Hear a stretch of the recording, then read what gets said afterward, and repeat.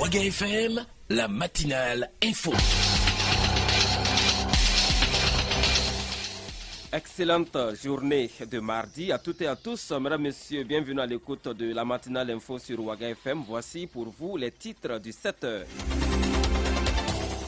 Les ex-travailleurs de la société minière Bissa Gold ont de nouveau manifesté hier lundi au siège de la société à Waga 2000. Vous les entendrez dès le début de ce journal. Et puis le MERCI, c'est le mouvement pour l'engagement et le réveil citoyen. Cette structure de la société civile était face à la presse hier matin à Ouagadougou.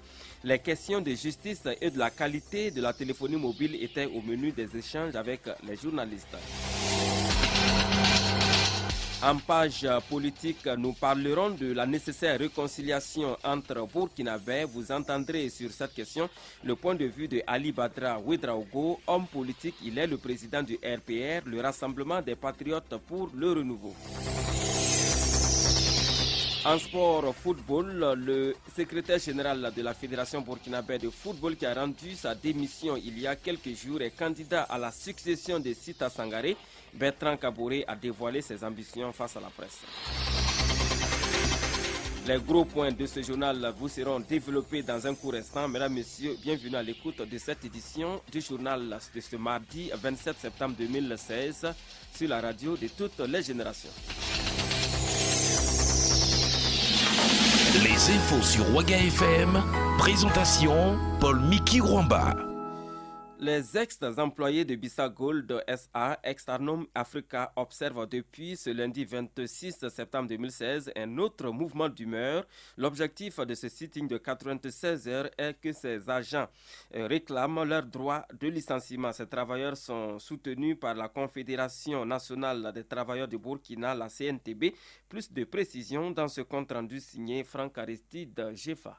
Selon les responsables syndicaux, plusieurs démarches ont été entreprises depuis le début de cette crise, mais jusque-là, rien n'est fait. C'est la raison de ce sitting, a déclaré Amédée Sawadogo, délégué du personnel et délégué syndical. Ce mouvement d'humeur est dû aux mauvaises foi des responsables de Bissa Gold, puisque nous avons eu un entretien avec le ministre Clément Pierre-Dondé Sawadogo. Il a beaucoup investi dans notre situation, qui a organisé des séances de travail avec nos différents responsables de Bissa Gold, d'Exterium Africa, nos avocats, nos structures syndicales de base. Devant le ministre, ils ont reconnu leurs torts et ils nous ont dit qu'ils vont payer les droits depuis le 21 avril. Ces ex-employés de la société minière Bissa Gold promettent d'autres actions plus vigoureuses si rien n'est fait à l'issue de ces 96 heures de sitting. Amédée Sawadogo. La durée dépendra de l'employeur et surtout du gouvernement, puisque nous sommes là pour le moment un sitting de 4 jours. Mais passé ce délai, nous nous réservons de vous déclarer ce qui nous allons entreprendre comme action pour entrer en possession de nos droits si toutefois ils ne viennent pas en raison suite à cette sitting-là. Nous n'avons peur de rien. De toute façon, nous avons été victimes sur le terrain. Quelqu'un qui rentre à 80 mètres de profondeur pour damper 100 tonnes de minerais avec un dampeur, faire sortir à 80 mètres de profondeur tout en cherchant qu'un simple recul peut lui permettre de mourir, n'a pas peur face à des arbres. Dans cette crise qui oppose Bissa Gold à ses employés, plusieurs structures syndicales apportent leur soutien à ses agents. C'est le cas de la Confédération nationale des travailleurs du Burkina Faso, la CNTB, représentée à l'occasion par Fidel Zerbo. Il faut dire que la CNTB, dans le cadre donc de cette affaire, s'est beaucoup investi dans la résolution de cette crise et se bat toujours pour que les travailleurs puissent rentrer dans leurs droits. Et cela a commencé depuis que le mouvement d'humeur a commencé sur le site, quand les travailleurs n'étaient pas encore licenciés. Nous avons fait une délégation sur le site pour les assister et prendre part un peu aux négociations qui ont eu lieu. Mais c'est face donc à l'inertie de l'employeur que cette situation que nous connaissons aujourd'hui est arrivée. La CNTB agit encore à côté d'eux en les appuyant dans les différentes rencontres qui ont lieu. Ces agents en appellent donc aussi au sens des responsabilités du gouvernement afin que des actions contraignantes soient engagées contre Bissa Gold Externum Africa. C'est un compte rendu signé Franck Aristide Jefa.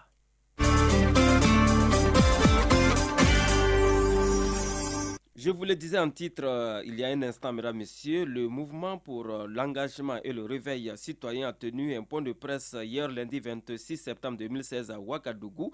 L'objectif était de donner aux hommes de médias le point de vue de cette association de la société civile sur certaines questions qui préoccupent les Burkinabés. Il s'agit notamment des questions de justice, notamment la lenteur dans l'instruction des dossiers pendants, également la question de la mauvaise qualité des réseaux de téléphonie mobile. Je vous propose tout de suite le compte rendu de notre reporter Arsène Kondidamde.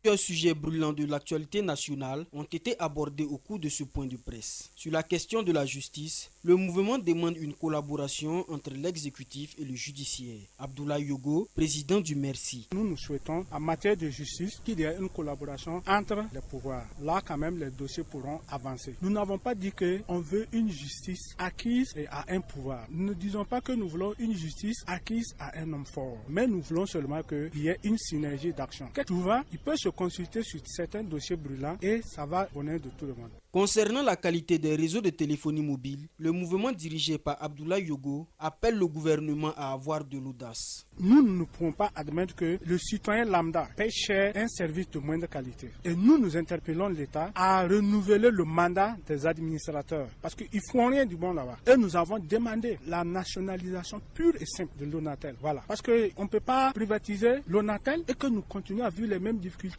Certaines organisations de la société civile étaient également dans le viseur du mouvement pour l'engagement et le réveil citoyen. C'est les mêmes qui ont conduit Dida à la place de la révolution et il a pris le pouvoir. Et ce sont les mêmes qui l'ont accompagné et qui ont tué notre économie. S'ils sont honnêtes envers eux-mêmes, ils doivent laisser la justice faire son travail. Nous avons mis une commission d'enquête qui a donné des résultats. Mais pourquoi eux peuvent sortir aujourd'hui pour dire que non, c'est le gouvernement qui fait de l'acharnement? Donc il faudrait qu'ils soient sérieux, qu'ils reviennent à la raison. C'est pas parce que dans la transition on a eu les moyens et qu'on oublie d'où on est venu. Sur la problématique du coût du ciment au Burkina Faso, le Merci demande au ministère en charge du commerce de communiquer aux populations le prix réel du sac de ciment.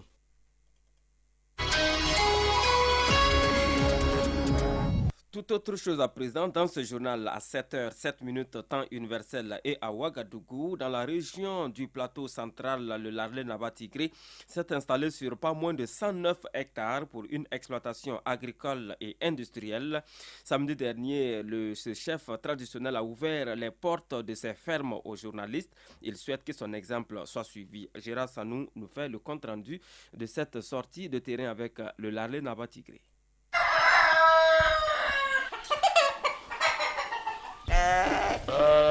Nous parcourons ainsi les fermes d'un ancien banquier, ancien homme politique, désormais agriculteur convaincu, que j'ai nommé Victor Tiendrebe Ougo, Larlé Naba Tigré. Moi je cultive parce que c'est une question culturelle. Mon père a cultivé, mon grand-père a cultivé. Et les chefs traditionnels dans leur ensemble au Burkina Faso sont des agriculteurs, sinon des paysans. Le désormais entrepreneur agricole lutte contre le chômage en offrant du travail à une main-d'œuvre variée. Les permanents, ils sont 30 et les saisonniers, en tout cas, vacillent entre 100 et 200 chaque année. Et les saisonniers. Et maintenant, les jeunes qui viennent travailler pour avoir leur scolarité ou qui viennent récolter les graines pour avoir un peu de revenus, ça, en tout cas, chaque année, on peut compter plus de 600 personnes. C'est arrosé, hein? C'est pas arrosé. Et ça, c'est l'engrais organique. Oui, les feuillages là par rapport à l'engrais chimique. Ah non, c'est bon. Et ça produit plus. Avec environ 109 hectares, rien que dans le plateau central, pour les cultures vivrières, industrielles et l'élevage de volailles, des ovins et bien d'autres espèces animales, le Larlé Naba entend ainsi apporter sa contribution aux initiatives de lutte contre la pauvreté au Burkina Faso.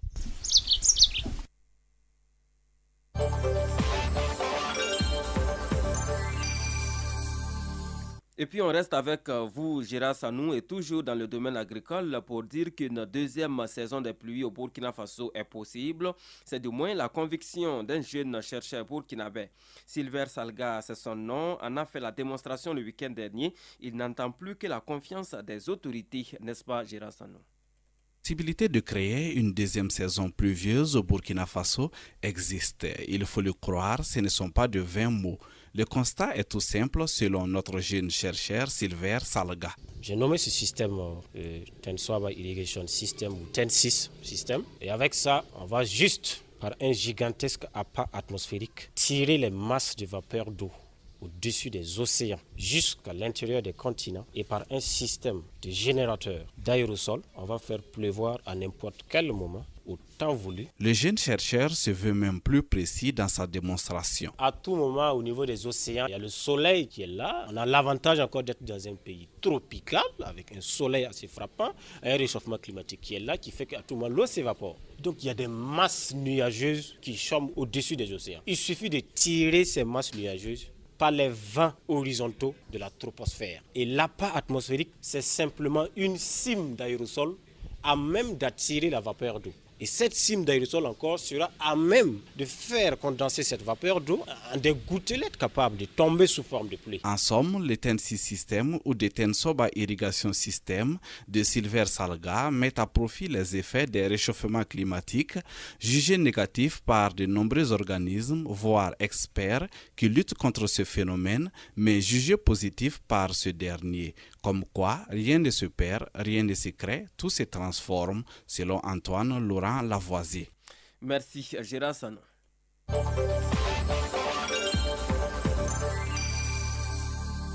Parlons politique à présent dans ce journal. De la nécessaire réconciliation entre Burkinabés, on en parle une fois de plus avec Ali Badra Ouedraogo. Il est le président du RPR, le Rassemblement des Patriotes pour le Renouveau.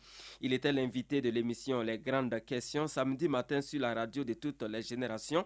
Quelle vision pour la réconciliation nationale au Burkina Faso? La réponse de Ali Badra Ouedraogo que je vous invite à écouter tout de suite.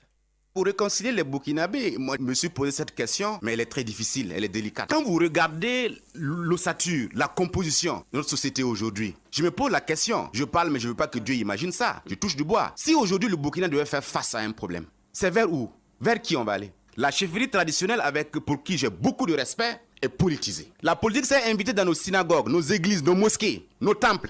La classe politique s'est fourvoyée. Le peuple ne fait pas confiance. La société civile est devenue une société civile, je dis, qui s'active au gré de leurs intérêts. Il reste qui? Le bon Dieu. Mais avant le bon Dieu, l'armée. On n'est pas sûr de la sérénité au niveau de l'armée. Vous avez des forces de sécurité, les gendarmes et les policiers, qui n'hésitent pas à se frapper dans les rues. Si aujourd'hui le Burkina a un problème, je touche du bois, on s'en remet à qui? À Dieu. Mais je veux que les gens fassent attention. C'est pour cela la réconciliation est une nécessité absolue pour le Burkina Faso. Mais on ne va pas aller à la réconciliation en passant par perte et profit. La réconciliation doit être donc, selon moi, la conséquence d'un certain nombre d'actions. D'abord, il y a des Burkinabés qui sont morts. Je dis aujourd'hui, ce n'est pas le nombre de morts qui m'intéresse. Aucun Burkinabé, aucun seul Burkinabé ne doit mourir, ne doit verser son sang pour des ambitions politiciennes, pour la cause politique. La politique, c'est l'essence même de la vertu. La politique est là pour pouvoir donner le bien-être aux populations. Mais la politique ne peut pas effectivement s'affirmer sur donc, des cadavres, s'affirmer dans le sang. Donc je dis aujourd'hui, pour arriver à la réconciliation, il y a deux étapes essentielles. Pour ceux qui sont morts, il faut de la justice. Il faut dire qui a fait quoi. Et de cette justice-là, naîtra donc la vérité. Et après, le Burkinabé en tant que citoyen, le peuple burkinabé plutôt, en tant que peuple tolérant, de croyance, de foi, il peut tolérer et donner le pardon pour qu'on aille à la réconciliation. Il faut qu'on se réconcilie, mais il faut la justice, il faut la vérité, il faut le pardon, il faut qu'on pense les blessures qui sont toujours baillantes. Sans quoi, on va aller à une réconciliation, mais ça va être donc une grande foire qu'on va organiser, mais dans les cœurs, la réconciliation n'y est pas.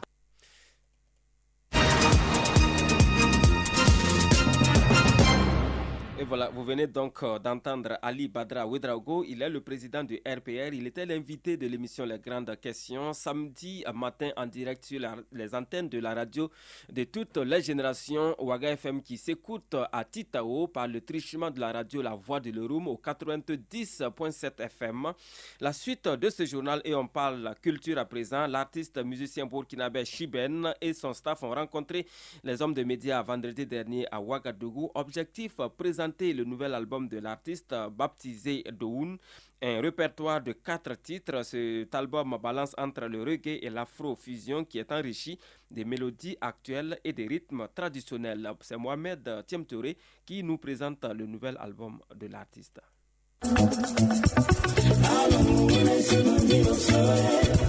Chibin, à l'état civil Aimé Bakouan, a présenté à la presse son dernier opus nommé Douaou. Une œuvre de reggae root pur de 4 titres. L'artiste traite comme thème l'unité, la bénédiction, le pardon et la quête d'humanité. En plus de la présentation de son album, l'artiste fait connaître son pseudonyme musical Chibin. Chibin c'est en Gourou-Si, qui veut dire, bon, les vieux sages ont dit en Gourou-Si, la nuit porte toujours conseil. Et j'ai choisi ce nom pour mon nom d'artiste. Album Douaou, ça comporte 4 titres. Di, c'est en Gourou-Si. Di, ça veut dire famille. Partout là où tu vas aller dans ce monde, n'oublie pas que tu as un derrière, tu as une famille. Il faut toujours penser à comeback derrière, quoi, c'est important. Douaou, Ambega Douaou Deli. Douaou, c'est important. Tout ce que tu fais dans la vie, il faut Douaou. S'il y a Douaou dedans, c'est super. Voilà. On a Sabari. Sabari, c'est le pardon. Il faut tout le temps se pardonner l'un et l'autre, famille, foyer, il faut se pardonner. Africa, tout le temps on dit c'est les autres, mais nous-mêmes Africains on doit se réveiller et encore booster les choses, surtout utiliser la tête beaucoup, quoi, c'est important. Pour Ouattara Ibrahim Didjaïb, le chargé médias et relations presse de l'artiste, Chibin est très rigoureux dans son travail, raison pour laquelle l'album a pris du temps à sortir. L'artiste étant très très rigoureux envers lui-même, en temps on dit bon l'album est fini, on sort telle année, en temps et une nuit l'artiste va te réveiller et dit j'ai écouté l'album, je me dis qu'il y a ceci qui ne va pas, il faut qu'on le reprenne. On dit non, Chibin, on fait sortir l'album, c'est programmé. Il dit non, vous allez le faire sortir sans moi. Donc sans son accord, on ne peut pas faire sortir cet album. C'est depuis fin 2015 que Chibin travaille sur son album Douaou. L'album a été travaillé par des professionnels d'Afrique, du Canada et des États-Unis. Les infos sur Ouaga FM, la page sport. Du sport à présent, dans ce journal à 7h16 temps universel, après avoir rendu sa démission le 15 septembre dernier de la Fédération burkinabé de football en tant que secrétaire général de cette fédération, Bertrand Kaboré a annoncé samedi dernier au cours d'une conférence de presse sa candidature à l'élection du président de la Fédération burkinabé de football. Il brigue ainsi la présidence de la FBF, la succession de Sita Sangaré. Je vous propose donc les détails de cette conférence de presse dans ce compte rendu signé Franck Aristide Jefa. Bertrand Kaboré, la démocratie implique que chaque citoyen puisse être libre de se présenter à une quelconque élection. Après les élections de 2012, qui ont connu la particularité de n'avoir qu'un seul candidat sur la ligne de départ, les élections de 2016 annoncent déjà près de 5 candidats potentiels si l'on en croit aux commentaires lus et entendus dans la presse. Toute chose qui montre que la liberté de se présenter aux élections est une chose consacrée, reconnue à tous citoyens burkinabés. Pour le secrétaire général démissionnaire de la Fédération burkinabé de football, son choix de se présenter à cette élection n'a pas été prémédité et n'est guidé contre personne. Bertrand Kaboré. Cette décision, qui intervient quelques jours après ma démission au poste de secrétaire général, ne signifie pas que tout était planifié. Car parfois, les vicissitudes de la vie peuvent entraîner des conséquences incalculables et conduire à des appels et à des prises de décisions inattendues. Ma candidature à la présidence de la FBF est une candidature saine et honnête qui entre en droite ligne avec mon cursus dans le domaine du football. Par conséquent, elle n'est dirigée contre aucun groupe, encore moins contre l'intérêt personnel de qui que ce soit. Après avoir été joueur, entraîneur, dirigeant de club, président de la Ligue du centre de football, secrétaire général de la fédération, membre de la commission média de la CAF, commissaire de match international, je pense en toute humilité que j'ai le bagou nécessaire pour servir honorablement le football burkinabé. Soulignons que cette élection qui fait déjà couler beaucoup d'encre et de salive aura lieu en novembre prochain. Merci à Franck Aristide Jefa. Sport toujours, la première édition de la Coupe de l'association jeunesse sportive du club Ajour, en abrégé AJSK, a connu son dénouement le dimanche dernier, 25 septembre 2016, dans l'arrondissement numéro 4 de la ville de Ouagadougou, placé sous le patronage de l'honorable député Issa Anatole Bonkungu. Cette première édition, dont la finale s'est jouée en présence de la marraine Zarata Zungrana, a été remportée par l'équipe Petila, au détriment de l'équipe Côte d'Ivoire FC. Le compte rendu est de Aimé Savadogo et le commentaire est de Salamatou Badini.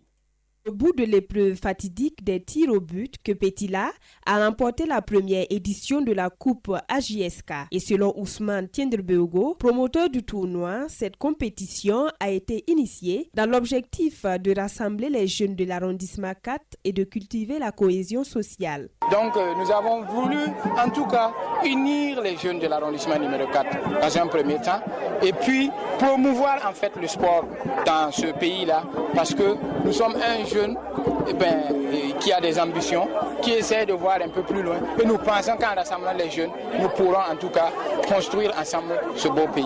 L'honorable député Issa Anatole Bonkungu, patron de la cérémonie, se dit satisfait de l'engouement des jeunes et félicite les organisateurs de la Coupe tout en les encourageant à rester dans cette dynamique. Sentiment de satisfaction et de fierté.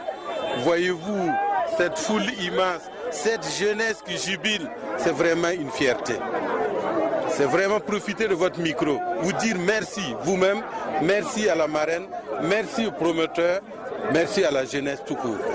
Pour dire que c'est le football, c'est un facteur de rapprochement entre les jeunes, un facteur de rapprochement entre l'ensemble des acteurs et je crois que c'est une fierté, comme je l'ai dit en un mot. Débutée le 27 août 2016, la première édition de la Coupe AJSK a regroupé 16 équipes, toutes issues des différents quartiers de l'arrondissement 4 de la ville de Ouagadougou. Les infos sur Ouaga FM, l'actualité internationale. Place à présent à l'actualité internationale de cette édition du journal et le tour d'horizon de l'actualité internationale nous est proposé par Salamatou Badini. L'Union européenne a réagi dimanche 25 septembre à la proclamation des résultats définitifs de l'élection présidentielle par la Cour constitutionnelle du Gabon qui a vu la réélection du président sortant Ali Bongo. Dans son communiqué, la diplomatie de l'Union européenne exprime une certaine amertume envers le gouvernement gabonais. Federica Mogherini et le commissaire à la coopération internationale Neval Mimica regrettent le fait que la mission d'observation n'ait eu qu'un accès très limité au processus de traitement des contentieux électoraux, contrairement au protocole d'accord signé avec Libreville. Elle regrette aussi le fait que la mission de l'équipe de juristes dépêchés par l'Union africaine n'ait pu être exploitée davantage. Suite à ce communiqué, le parti d'Ali Bongo n'a pas tardé à réagir. Il se dit désagréablement surpris par l'attitude des observateurs de l'Union européenne qui tiennent à embraser le Gabon. À Madagascar, la contestation enfle dans l'affaire Soa Mahamanina, du nom d'un village situé à 70 km de la capitale, où une société chinoise a été autorisée il y a un an à chercher des métaux pour une durée de 40 ans. La présence de cette société provoque la colère d'une partie de la population qui a réclamé son départ depuis plusieurs mois. Les habitants lui ont même fixé un ultimatum en lui donnant jusqu'à jeudi dernier pour quitter les lieux. Ils ont manifesté soutenus par des membres de l'opposition. 2 leaders de la contestation ont été arrêtés. GFM, la matinale info. Voilà, mesdames, messieurs, c'est tout pour cette édition du journal de 7h sur Ouaga FM, la radio de toutes les générations. Merci à vous qui nous avez suivis. Gardez l'écoute car dans quelques instants, Franck Aristide Jefa nous rejoint dans ce studio. Il a jeté un coup d'œil sur la une des quotidiens du jour. À 7h45, on va se retrouver pour commenter l'actualité et le retour de l'info sur Ouaga FM. C'est à 8h. Excellente journée d'écoute à toutes et à tous.